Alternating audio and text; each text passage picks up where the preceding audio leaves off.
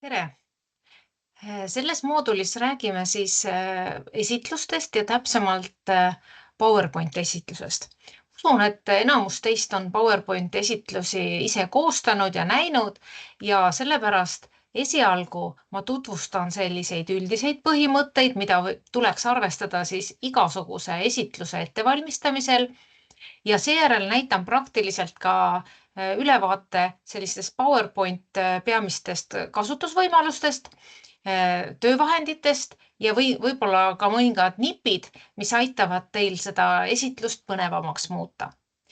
Nii et kui me räägime PowerPointist, siis on võimalik tõepoolest luua esitlusi kas siis täiesti tühja põhja peale või mingi olemasoleva malli põhjal. Siia on võimalik lisada absoluutselt erinevaid objekte, tekste, pilte, graafikuid, videosid, helisid. On võimalik professionaalse kujundusriista kasutada, et seda kujundust veelgi paremaks muuta. On võimalik lisada erinevaid üleminekuid, et see oleks efektne, lisada animatsioone, kinemaatilist liikumist saab ise luua liikumise raja, et liigutada objekte just täpselt nii, nagu te soovite. Ja on võimalik seda siis salvestada ka ühiskausta OneDrive'i, nii et töötada siis selle esitlusega nii omast arvutist, jagada teistega ja on võimalik siis sellega töötada nii tahvelarvutist kui ka telefonist. Ja mida siis enne iga esitluse koostamist peab arvestama? No kindlasti on hästi oluline enda jaoks selgeks määratleda, mis on selle esitluse eesmärk. Kas on pigem informatiivne esitlus, kas te soovite kedagi veenda, kedagi õpetada? Millist tulemust täpselt te soovite saavutada ja vastavalt sellele tuleb see esitlus siis ka üles ehitada. Kas jagada olulist infot kohe alguses või jagada lõpus või keskel. Oluline on see ka, kuid oluline on arvestada ka sellega, kuidas kuulajate ja vaatajate huvi üleval hoida. Kindlasti tuleb arvestada, kellele te selle esitluse teete, kes need kuulajad on. On nad lapsed?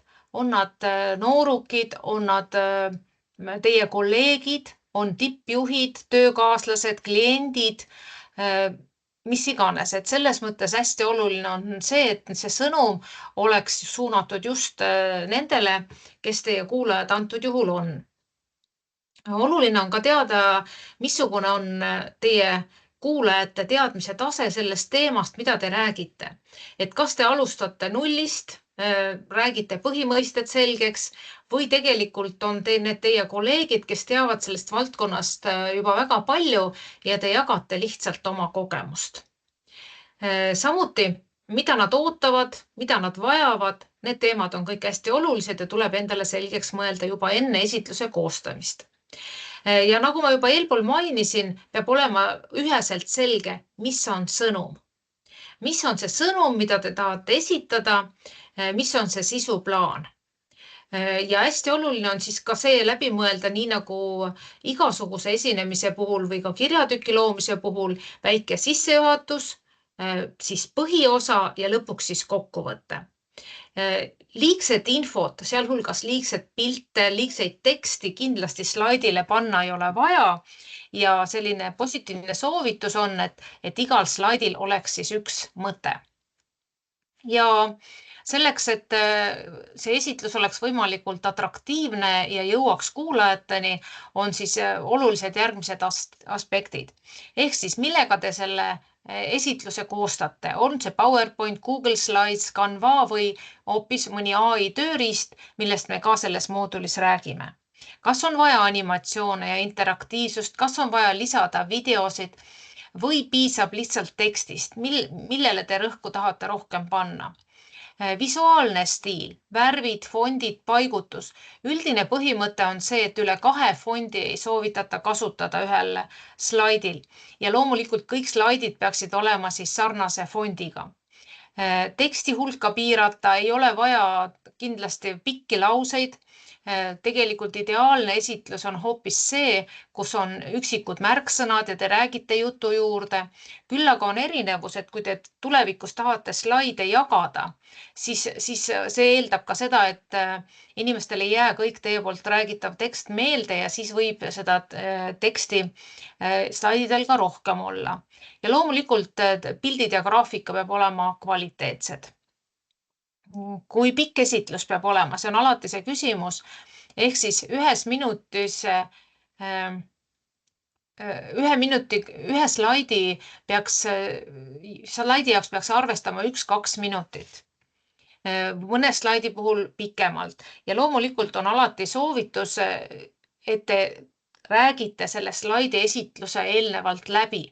Ehk ei jää lootma, et teete, ma ei tea, teil on aega 30 minutit, teete 30 slaidi, võib garanteerida, et selle ajaga te neid slaide kindlasti ei jõua läbi rääkida ja siis tekib ebamugav olukord, kus peate lõpus kas kiirustama hakkama või räägite üle aja.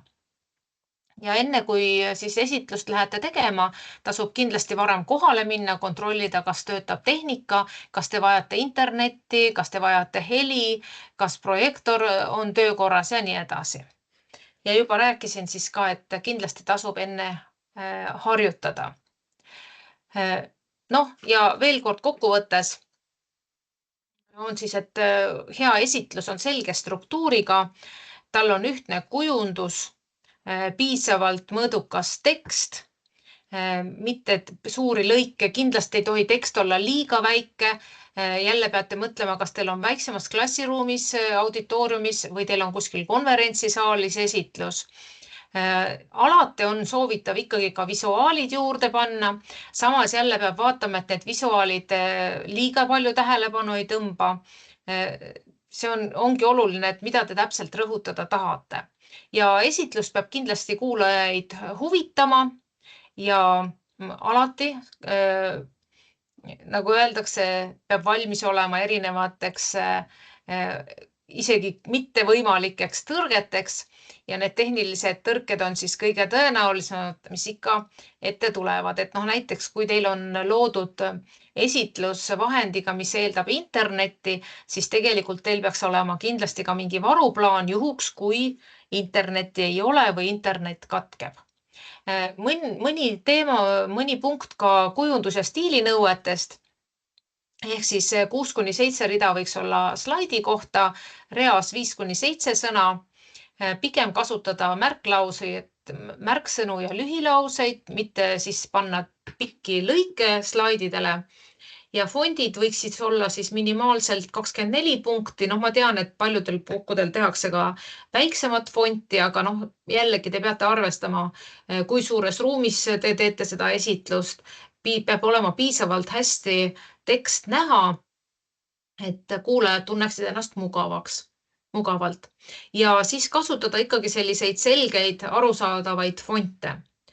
Ja värvide puhul võiksid olla kasutuses sellised suhteliselt kontrastsed värvid, kas on siis pigem heledam taust ja tume tekst või tume taust ja hele tekst ja liiga kontrastsed ja neontoone siis samuti ei soovitata. Pildid, kui rääkida piltidest või muudest visuaalidest, siis kindlasti peavad nad olema hea kvaliteediga, selged. Kindlasti ei tasu neid venitada, ehk on olemas tööriist, kus te saate proportsionaalselt pilte suurendada või vähendada, kui see vaja peaks olema. Ja loomulikult iga visuaal peab toetama seda teksti või informatsiooni, mida te esitlusel jagate. Samamoodi, kui kasutate erinevaid ikoone, siis nad peaksid olema sarnases ja ühtses stiilis ja graafikud peavad olema siis loetavad ning selged. Ja kuigi te võib-olla räägite sinna teksti juurde, siis kindlasti graafikul peab olema ka näha, mida kuskil teljel mõõdetakse, mis on need andmed, mida kajastatakse diagrammidel. Ja samamoodi, et ei tasu nagu liiga palju informatsiooni panna, pigem üks pilt ja diagramm ühe idee kohta ja et ei tekiks sellist visuaalset ülekoormatust ja ka, et ei juhiks pildid tähelepanu põhitekstilt kõrvale. Ja ajast juba korra rääkisime, et keskmiselt 1-2 minutit slaidi kohta, pigem soovitan 2 minutit. Sõltub ka muidugi inimesest, mõni hakkab esinemise ajal kiiremini rääkima, mõni vastupidi aeglasemalt rääkima, aga keskmiselt võiks arvestada ja pigem siis vähem slaide kui rohkem. Kontrollida üle tehnika ja kindlasti peab olema olemas plaan B ehk juhul, kui tehnika tõrgub. Ma tean, et väga paljud esinejad, lektorid tegelikult igaks juhuks prindivad välja omale ka slaidid. See on tõepoolest juhuks, kui mingil põhjusel tehnika ei tööta ja ei ole võimalik slaide üldse näidata, siis on võimalik muidugi rääkida ka peast või siis on võimalik slaide jagada kuulajatele ja ise ka kasutada slaide info edastamiseks. Ehk siis, mis on hea esitlus, kui tal on väga selge ülevaade, selge ja loogiline struktuur, ta vastab kuulajate ootustele ja vajadustele, tal on lihtne, kuid ühtne kujundus ja tehniliselt siis ja ka muus mõttes hästi toimiv ja esineja on selleks esitluseks valmistunud ja mida rohkem te räägite nagu peast ja vähem tuginete slaididele, seda huvitavam on. Kohe hakkame vaatama ühte tühja PowerPointi esitlust, et vaadata üle need põhilised funktsioonid, mis seal on. Aga tahan tutvustada enne veel ma valisin välja sellist 4 efekti, mida võiks kindlasti teada, osata kasutada. Esiteks on liikumistee, ehk tegelikult te saate, siin on näha, kus on siis lillekesed ja mesilane on pandud siis liikuma õielt õiele. Ehk te saate täiesti ise lisada objektidele liikumistee.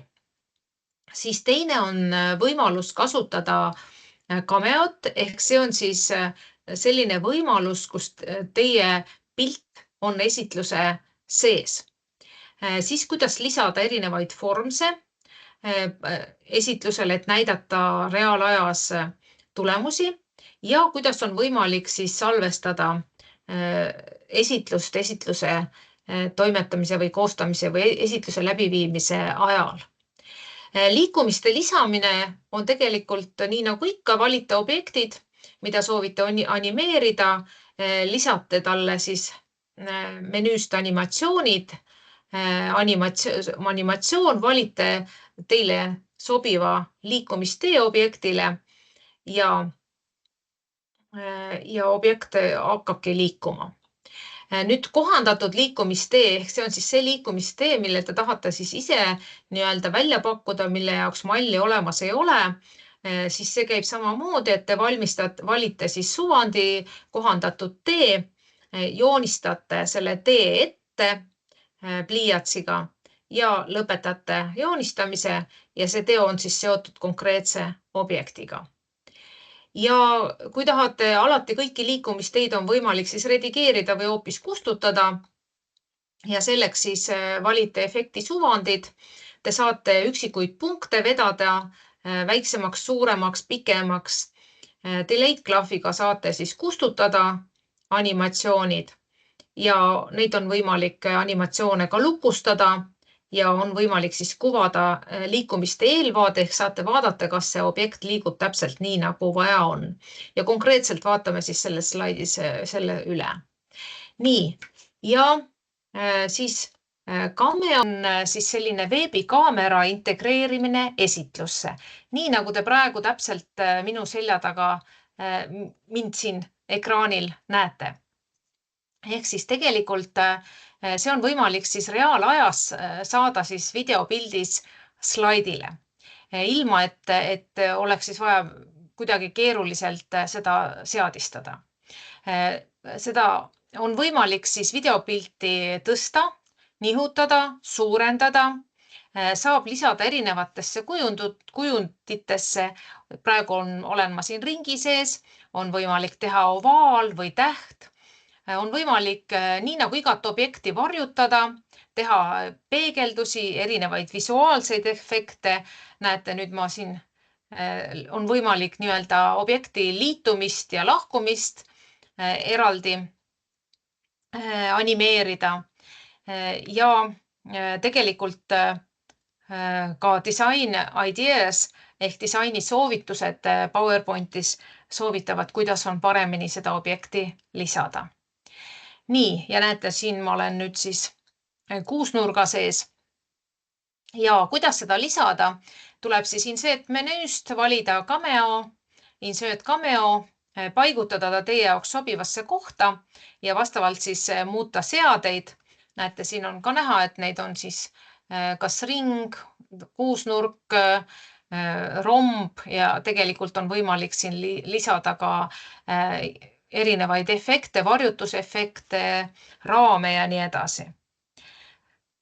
Ja milleks ta siis kasulik on, et see võimaldab siis sellist personaalsemat esitlust, on võimalik kuulajate tähelepanu endal hoida ja on võimalik siis, kui salvestada esitlusi, siis ilma videomontaažita on võimalik siis nii-öelda lisada ennast slaidi esitlusele. Nii, teine teema, mis ma tahtsin teile näidata, on insert forms, ehk siis see võimaldab erinevaid küsitlusi või vorme, kas siis olemasolevaid või uute loomiseks lisada otse PowerPointi. Ja see võimaldab siis esitlust tehes siis koguda publikult otse vastuseid või tagasisidet või teha viktoriine. Ja samamoodi see töötab PowerPointist insert menüüs, kus tuleb siis valida Forms ja see on nüüd ühendatud küll Microsoft 365 kontoga. Nii et ta töötab ainult siis sel juhul ja ta peab olema siis internetiga ühendatud. Ja on võimalik siis see vorm lisada interaktiivse elemendina slaidile. Ja kui ta siis näiteks Teamsist seda esitlust vaatab, siis ta saab otse slaidil seda vormi ka täita. Ja milleks ta kasulik on võimalik siis aktiveerida osalejaid, lasta neil küsimustikke täita või tagasisidet anda. On võimalik siis teha reaalajas hääletus ja näidata kohe tulemusi või siis teha selliseid põnevaid lõbusaid viktoriine kuulajatele. Kolmas asi oli siis screen recording PowerPointis ehk see võimaldab siis salvestada oma ekraani otse PowerPointist. Ja samamoodi see käib siis insert screen recording, select area, määratlete selle piirkonna, mida te tahate salvestada ja salvestate. Ja see on siis mingisuguste juhendite, lihtsamate juhendite, veebilehtede demo või tarkvara tutvustamise ajal. Ja salvestuse ajal saab salvestada siis nii heli, peab lihtsalt vaatama, et teie vastav mikrofon on sees, ma soovitan kindlasti katsetada ja näidata siis ka hiire liikumist, see peab olema siis vaikimisi sisse lülitatud ja on võimalik siis salvestatud video lisada otse aktiivsele slaidile. Nüüd enne, kui te selle esitluse lõplikult valmis teete, tasub kindlasti seda kontrollida. Et vaadake, et teie isikuandmed oleks kaitstud. Kasutage ka dokumendi inspektorit. See on siis menüüst fail, teave, otsi probleemi ja kontrolli dokumente. Ja soovitan, et te eemaldaksite siis isiklikud andmed siis sellest jaotisest, kus te arvate, et neid ei peaks olema. Nii, ja kindlasti siis soovitan kontrollimiseks kasutada mitte originaali, vaid koopiat, sellepärast, et kui te midagi sealt eemaldate, siis neid taastada enam ei saa. Ja lõppkokkuvõttes minu soovitus, kui te jagate esitlusi vaatamiseks, siis soovitan neid mitte PowerPointis saata, vaid salvestada siis PDF-failina. See tähendab seda, et kõik vorming ja paigutus jäävad muutumatuks, tõsi küll ei säili animatsioonid. Ja kasulik on see sellepärast, et siis saavad teised vaadata seda esitlust ka juhul, kui neil PowerPoint rakendus puudub. Nii et soovin teile edu ja põnevaid esitlusi. Ja jätkame nüüd tühja esitlusega. No, avate PowerPointi, eks ju, alati on võimalik file, open file new valida. Valida kas siis olemasolevate esitluste hulgast, teemade hulgast, näete, neid on siin päris palju erinevaid, või valite tühja. No mina alustan tööst tühja esitlusega. Ja mis ma siis siin saab teha?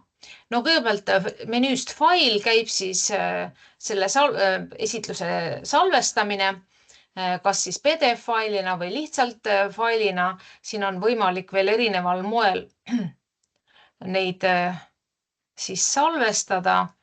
Saab salvestada ka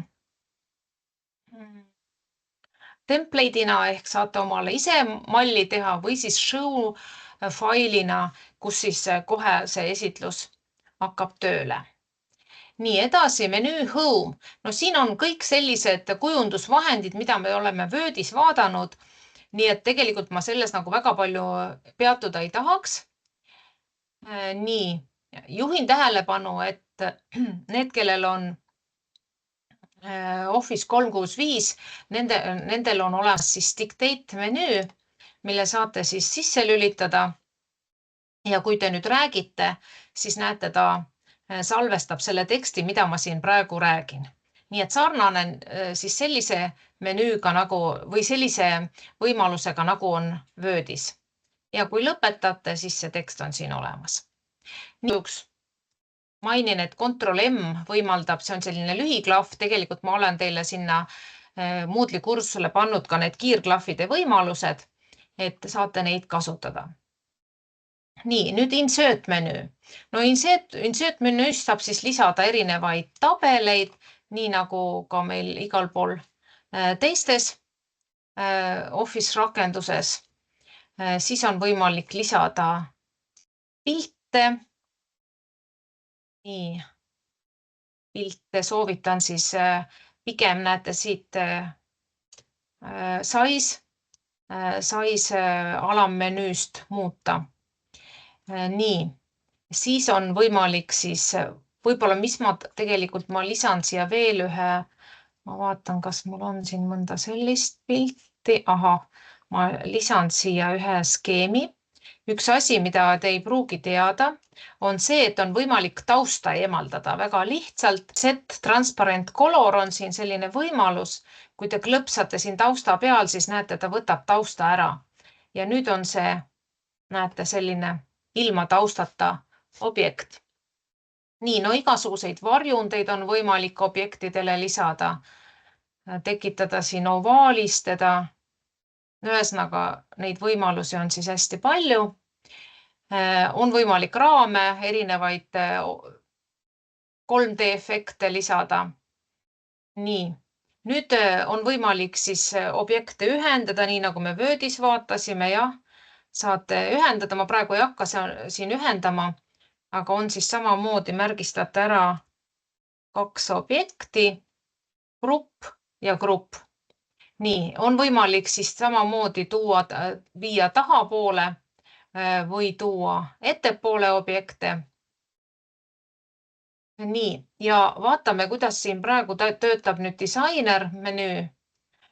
Et kui ma valin disainer, nii jah, siis ta praegu millegipärast ei taha pakkuda.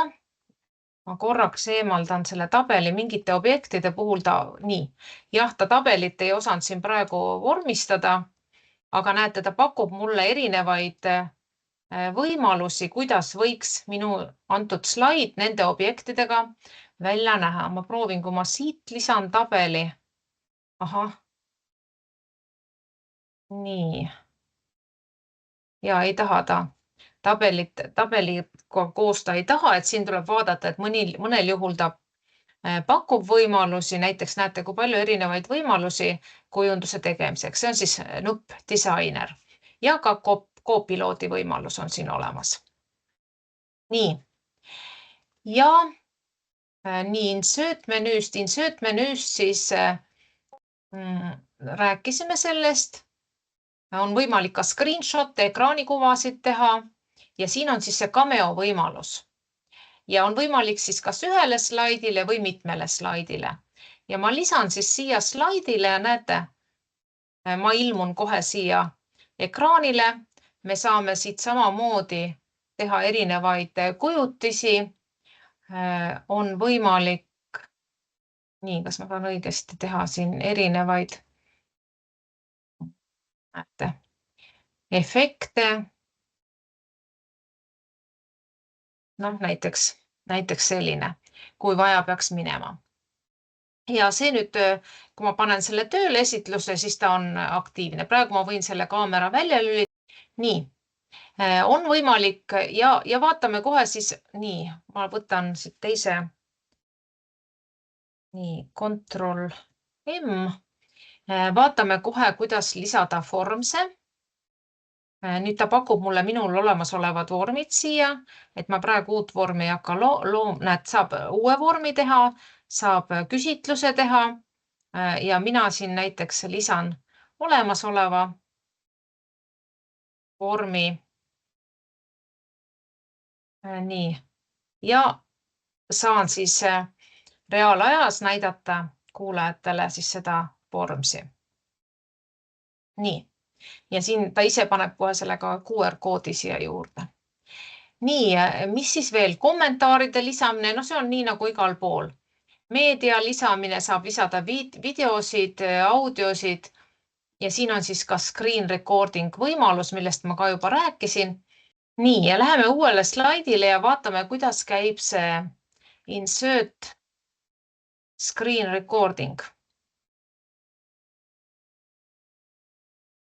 Nii et kõigepealt määrame siis selle piirkonna.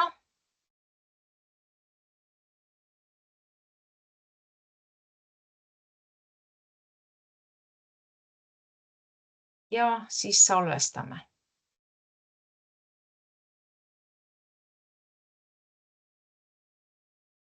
Nii, ja siin ma saan siis rääkida, missugused mul need küsimused olid, mida ma vastajatele saatsin ja saan näha ka tulemusi.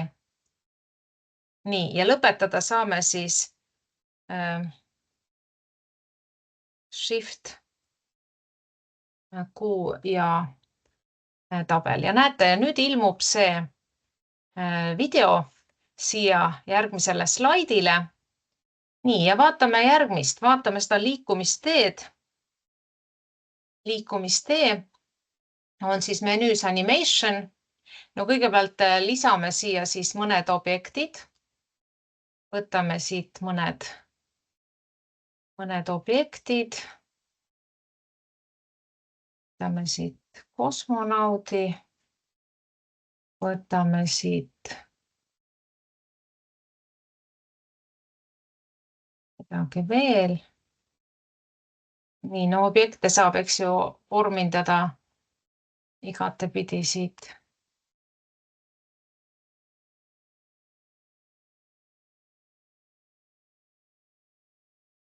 Nii. Nii, ja võtame paar objekti veel. Võtame siit mõningad põnevamad objektid, mida saaksime. Ahah, vot lennuk on väga hea.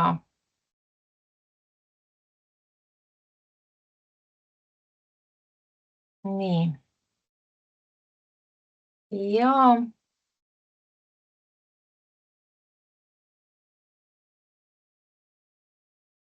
no nii. Võtame siit mõned asjad veel. Nii.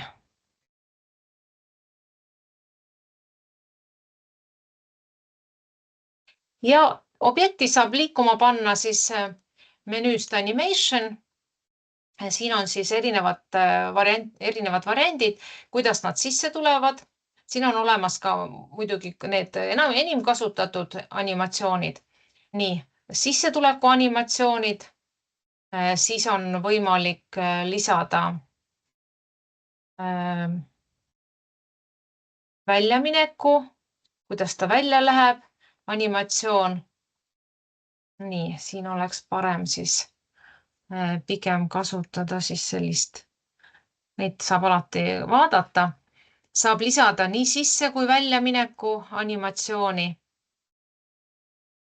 Nii.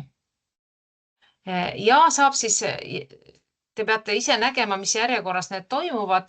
Näiteks, kui te tahate, et siit saab enda järjekorda muuta. Nii. ja ma arvan, et see peaks olema siin lõpus. Nii, ja kui vaadata, mis siin siis toimub, preview. Nii. On näha siis, mis järjekorras nad toimuvad.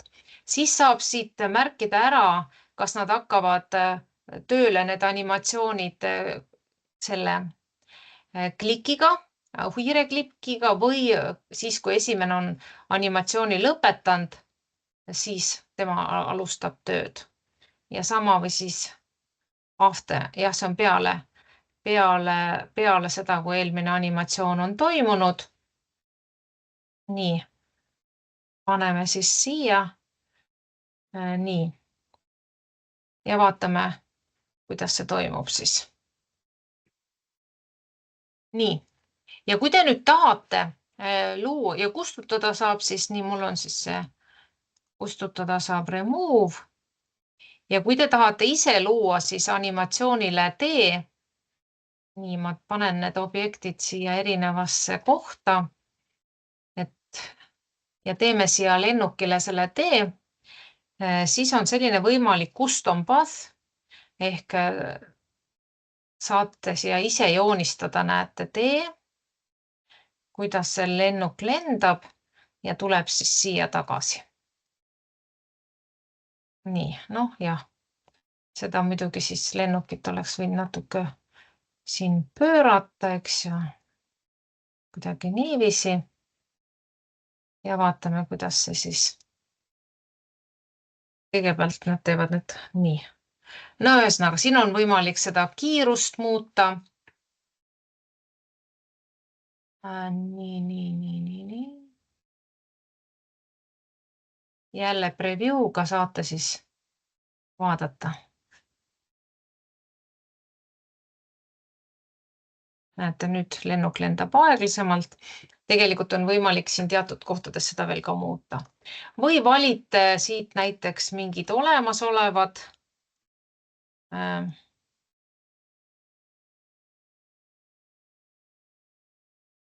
teed. Näiteks spiraal. Nii. Ja see siis ka võiks näiteks hakata siis pärast tööle. Ja jälle vaatate preview.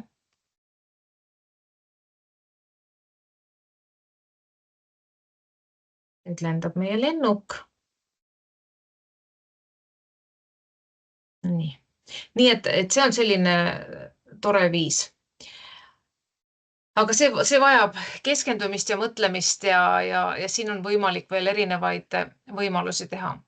Nii, ja transition, see on see, kuidas teie need slaidid, ma soovitan, et see transition ehk siis slaidide kuvamise võimalused oleksid enam-vähem ühesugused, ehk saate siit siis valida teile sobivad võimalused ja soovitan siis ära märgistada kõik slaidid ja kõigile siis korraga ühesugune nii-öelda slaidi kuvamise viis tekitada. Ja näeb ka siis välja praegu selline.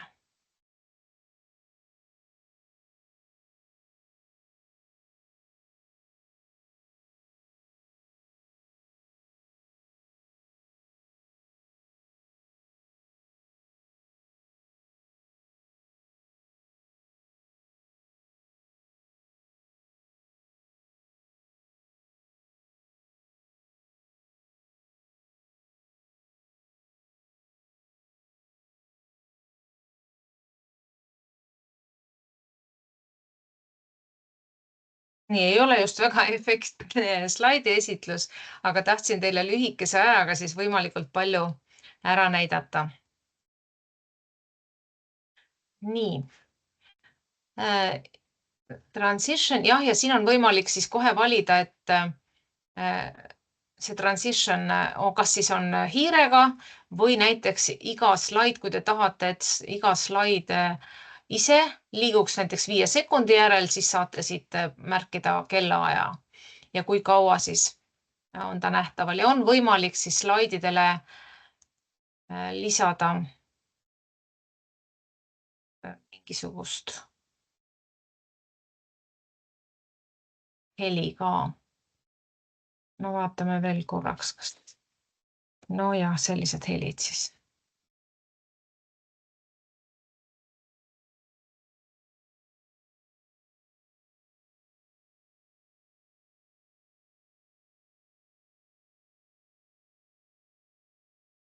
Ja see praegu mul sai siis ühele slaidile see heli pandud, nii et kui te tahate, et näete teisel slaidil juba heli ei ole, et kui tahate mingit heli, saate ise siia sobiva heli panna.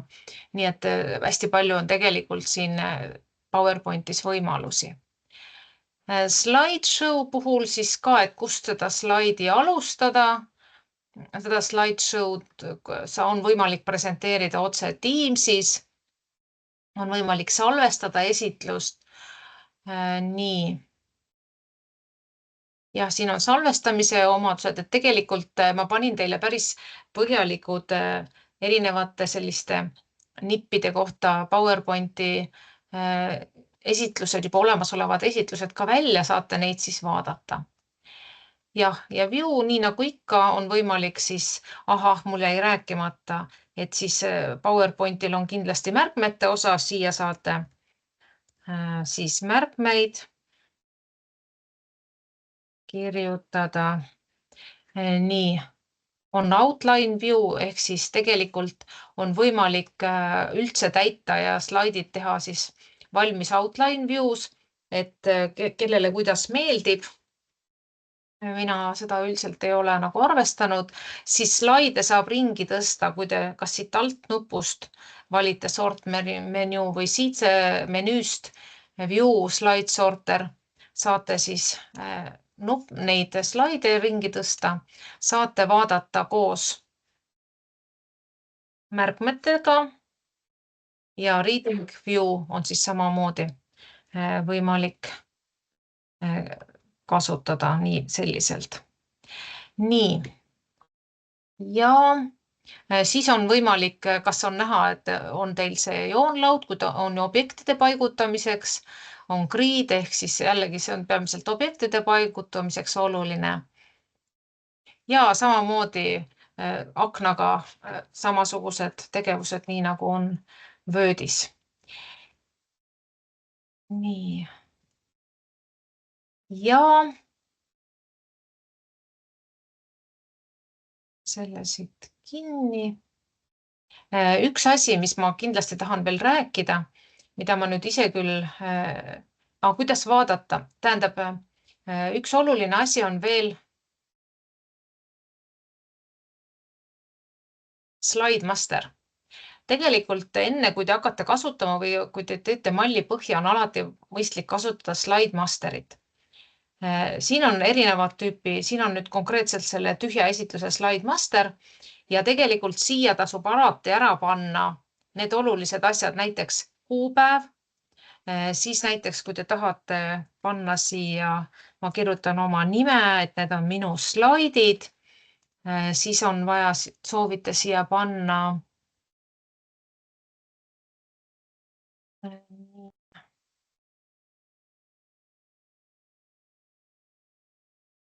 võimalik veel eraldi, nii et automaatselt kuvatakse kuupäev eesti keeles, siis on slaidide number oluline, jaluses on siis see minu nimi ja esislaidil ei näita numbrit ja paneme kõikidele apply to all. Nii, ja tegelikult siin saab ära määrata ka need asjad, mis hakkavad teil olema näiteks šrift. Et siis kõikidel slaididel on ühesugune šrift. Paneme 36 sinine ja nii ka need kõik alamtekstid, et samamoodi on võimalik siis siin ära määratleda. Nii. Ja paneme nüüd selle Slide Master.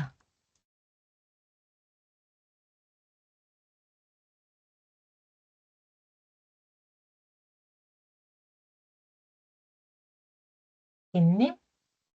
Ja nüüd näete, automaatselt muutus siin see tekst siniseks. Näete, kõikidel slaididel on kuupäev, slaidi number ja Mare Roosileht. Nii et see SlideMasteri, siin on ka näha läbi selle tausta. Nii et selles mõttes SlideMasteri kasutamine on kindlasti hädavajalik.